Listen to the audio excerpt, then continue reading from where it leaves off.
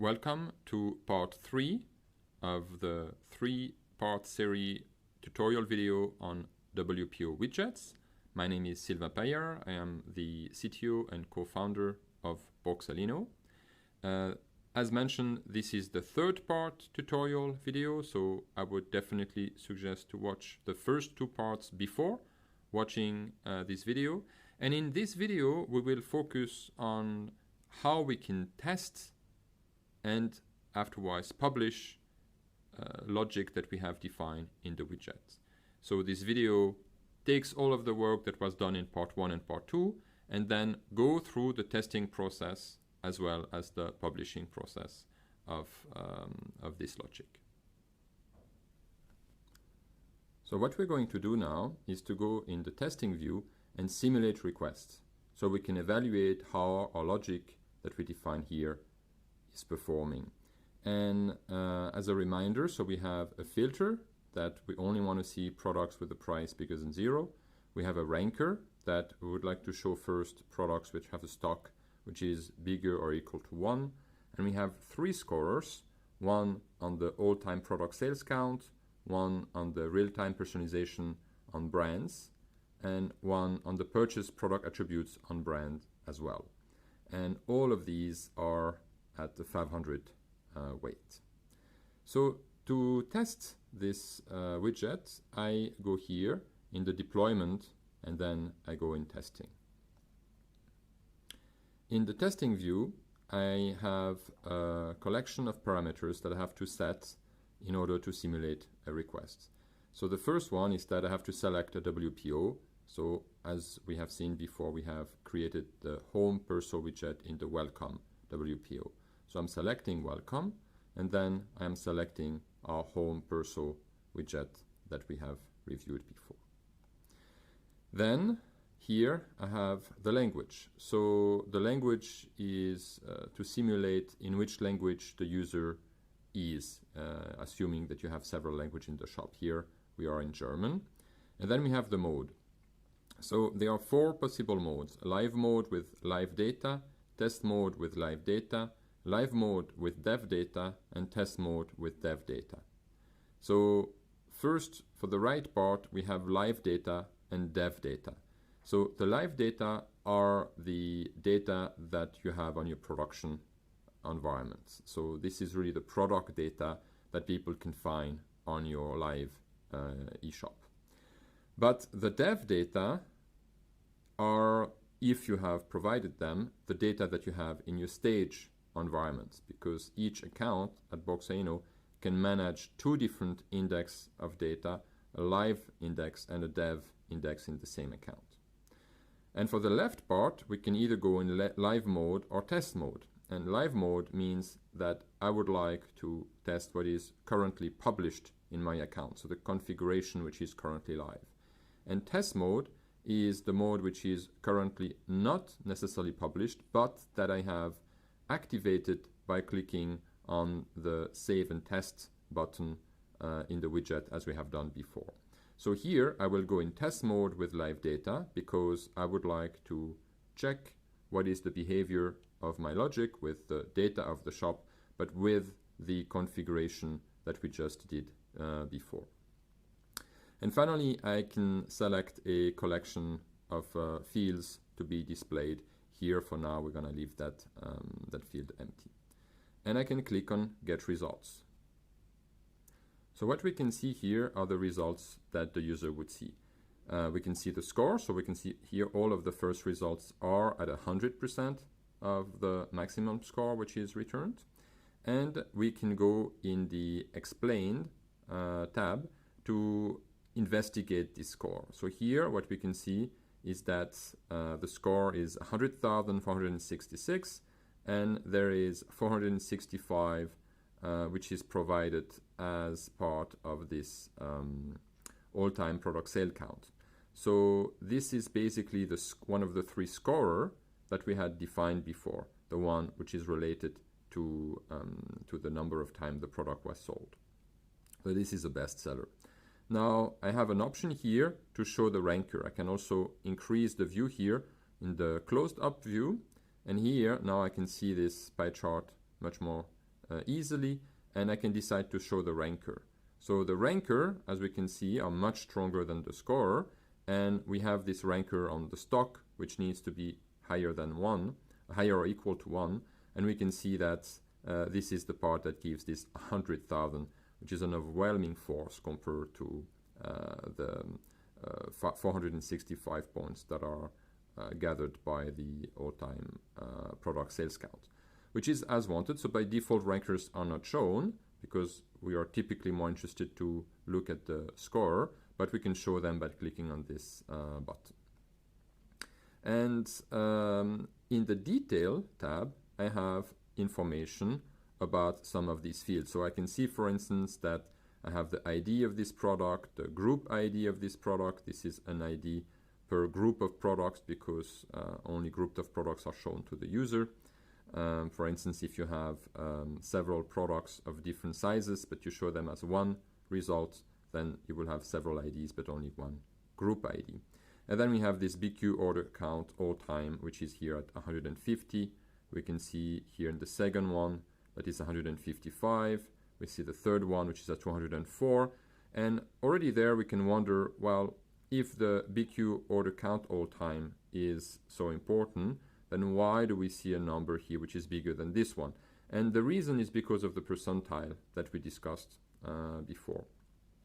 We can see detailed about how the formula to calculate these 150, 155 to 104 and how to calculate their scores out of it is in the information here. So if I go here and I select use case, then I have my all-time product sale count, and here I can see that there is this formula, and in this formula what we can see is that the minimum of the 10 percentile has been calculated to be 9.6, so anything which is below 9.6 will get 0 points. And we have the 90th percentiles, which is calculated at 133.8, which means that anything which is higher than 133.8 will get all of the points. And this is basically what we can see here. So this is higher, this is higher, this is higher, but we're not going to find anything below 133 because these ones would be then providing with lower weights. Now, if we go back to our view here, we can decide to display additional fields. So one thing we can do is to say, well, let's see about the brand, because we have defined personalization before related to the brand. So I'm going to type here brand. I can find it.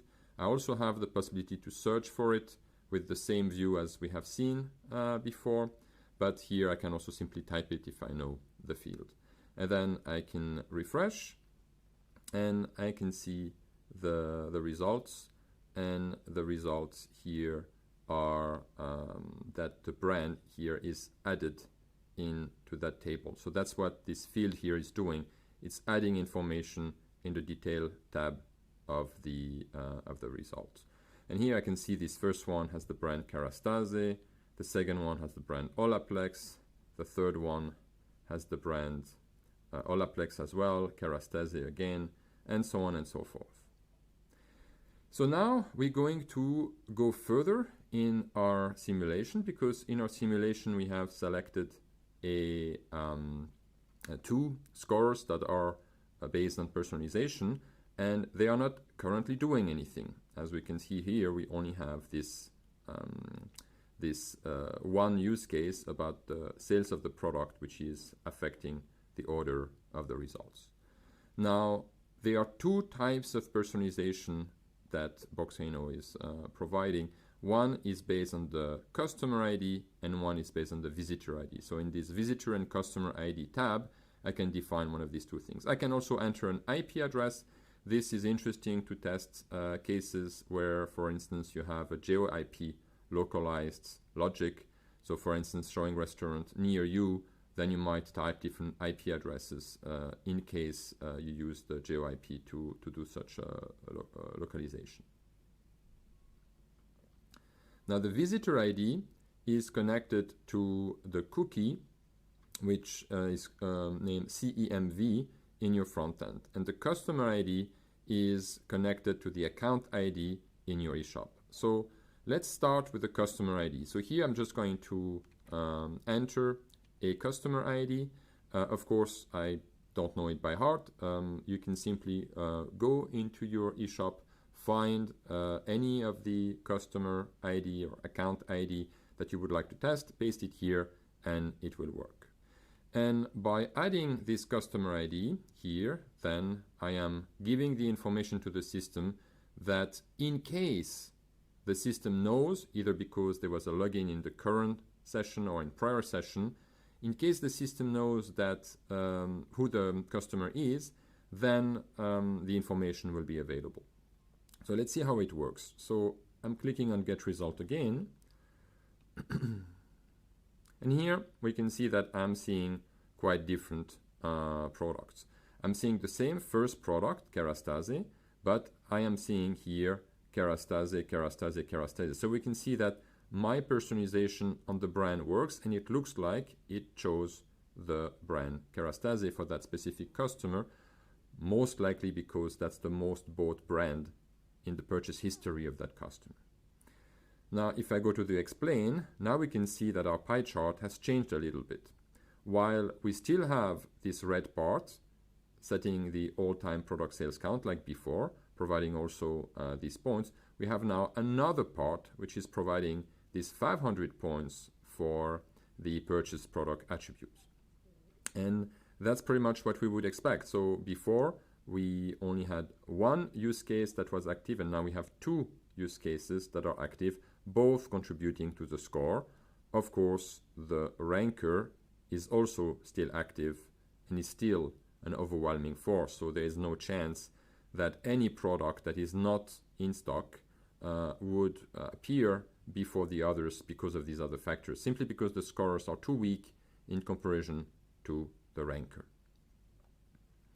And we can see that such distribution is the same here, the same here, the same here. So we have potentially slightly different distribution, but at the end of the day, we always have very, very close to the same score at the end. Now, as we discussed before, there is another type of personalization, which this one is based on the visitor ID. So for this, I will switch to our demo site to show you how I can retrieve this ID from my session. So now let's go to the demo front end. So here I am in the demo front end, and I can see these recommendations which are appearing for me. And these ones are based on my prior clicks. So we can see here it's already working. Now, what's interesting to know is how I can simulate the request in the system. And to do that, you can press on F12, which will open the debug mode of the browser. Go into the tab here, Application, click on Cookies, and then search for the CMV cookie. And this CMV cookie basically appears here, and I can double click on it and copy it. And so now if I go back to my view here, I can simply paste this cookie in the visitor ID. And now let's see what's happening. So now I have a visitor ID, I also have a customer ID, I have both, and now I would expect both to affect the recommendation that I will be seeing. So here we can see first one, second one only have the same as we had before, but then we can see that a bit lower in the view we start to have another brand appearing, and this one is based on the real-time personalization on the brand. So of course it could be that the most selected brand is the same as the most bought brand, but it doesn't have to. In this case, it's two different ones. We can see that here the brand is Koine, while the purchase are showing that it is Kerastase. It's of course more interesting to have cases where the personalization are not only on the same but on different attributes, because then the probability that there will be results that share both use cases and have the three in the same pie chart would of course increase. And now if I would remove this customer ID and only provide the visitor ID, then I would have only these recommendations from the from this Koine brand, because they are matching my real-time behaviors. So this is basically how it works. This is how you can test not only the general strategy but also the personalization with these properties. Now there's an interesting option, which is basically to use the compare mode. The compare mode allows you to do two requests in parallel and see them one next to the other to compare them. So let's say that I would like to compare this mode with, and here I have some explanation about how the compare mode actually works. But what I have to do is now I can actually re-enter my customer ID here and say I would like to do the comparison based on this criteria. And now we can see it's selected now that I've selected this. And what we can see here is that we have two suggestions. One which has this customer ID set and one which has not. And the rest of my requests remains in both. So all of the parameters, the visitor ID, everything that I have selected here in the first tab, all is active for both columns, but this selected comparison criteria is only active on the left column and not on the right column. And that's pretty cool, because then you can scroll down and you can really compare two lists of results in order to make a judgment whether the results are good and represents what you would like. So this is basically how you can test such aspects in the tool. There are other options that are important to know about. It's mainly here in the widget that if I select another type of widget, not the welcome, but let's say for instance the search, and I select the search here, then I will have another entry here where I can actually type a search as the user would do it. If I select not the search but the navigation, I have a similar options, but here I have to enter a category, because then I can simulate the results from a specific category. If I go into the upsell and I select one of the like for instance the similar recommendation, then I have to enter and find a product, and that's because the similar recommendations appear on the product detail page. So I need to be able to here search and find the product that I'm interested to use to do the simulation on that view, and then I can select one of these rows and add it, and it will add the ID of that product directly in the context. So depending on the widget, you will have one of these three cases, so search query or category or product of the context, so that you can do the simulation. But the rest always stays, so you can always, regardless of the widget, identify which type of customer or what type of visitor or customer you would like to simulate, or the IP address. And there are a few other parameters that you can enter. We're not gonna go into the detail here, but I will just go quickly over them. We have the search query, which we have seen also appears for the search directly, but it's always there. We have the item ID, which we have seen appears also directly for the PDP recommendation, but it's always there. And then we have context parameters, filters, and facets. So the context parameter is basically any parameter which is sent to our request. So to know what to type here, you need to know the detail of the context of the way the system was integrated with your integrator. Usually you don't need to set anything here, but in case you do, that's related to the parameters that are sent. The filter, basically, it's to simulate a specific filter, so we can actually see how that works.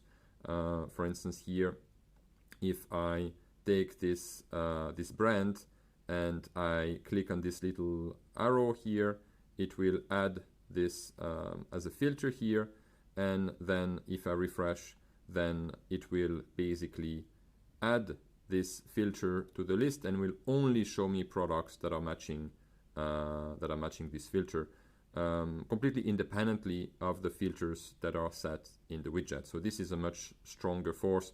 This basically means that if I go to a place in your website where this filter is set, then I can only see products which are coming and matching that filter. So that's for the filter, and the facets are almost the same as the filters. I can actually just copy and paste the exact same string here in the facets, and the only difference is that this is something which the user has not clicked on by himself, so he's just going to a category page or a brand page and there's a filter on that page, but the facet is a refinement criteria that he has selected. So it's a subtle difference, but we have both aspects in the system, so you can either set a filter or a facet, and here, as you can see, it will actually not really change the results because the effect is pretty much the same. It's filtering at the end on this brand.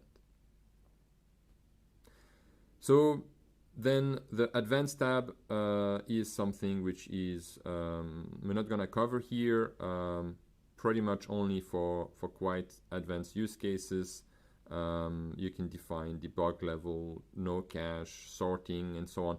But you can pretty much look at the documentation for that. Normally, you don't need to set anything special here. So the first three tabs are the only parts that are necessary to simulate requests and be able to evaluate your environment. So then we get to the last step, which is that after you have realized that you have a configuration that you like and you would like to release it, then I can go here and go into publishing, and I can here see what are the changes that have been done. Here we can see this home perso change that we did, and we can here click on publish all and then confirm that we are ready to publish. And this is actually the action, and the only action we would take so far, which would affect the actual live environment. After you click this button, you have to wait for a few minutes to get the confirmation and that the cache has cleared, but typically within 5 to maximum 10 minutes after you click this button, everything will be live on your website. So that's it for this tutorial video about the widget. We went through quite a bit of material. I hope that was interesting and instructive for you, and I'll be happy to speak with you in other videos.